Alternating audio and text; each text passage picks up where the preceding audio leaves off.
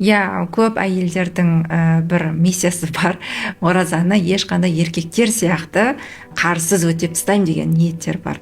Түсінем, мүмкін ол бір құлшылыққа деген өзінің махаббаты шығар, бірақтан да Аллах тағала бізді сол нәрсемен жаратты ғой, яғни бізді әйел ер адам қылып жаратты, және әйел адамға ол нәрсені беріп қойды. Демек ол наоборот бізге беріліп жатқан Аллахтың бір мейірімі да.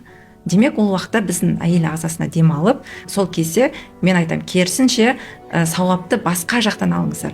Пожалуйста, сол циклдың уақытысына үйге қонақ күтуге арнап қойыңыз, или бала шағаңызға арнаңыз. Білмеймін, әйелдің істейтін мың қырық тірлігі бар, бірақ именно менструацияны тоқтатып, ол уақытта ораза ұстаудың біздің ағзамызға ешқандай пайдасы жоқ.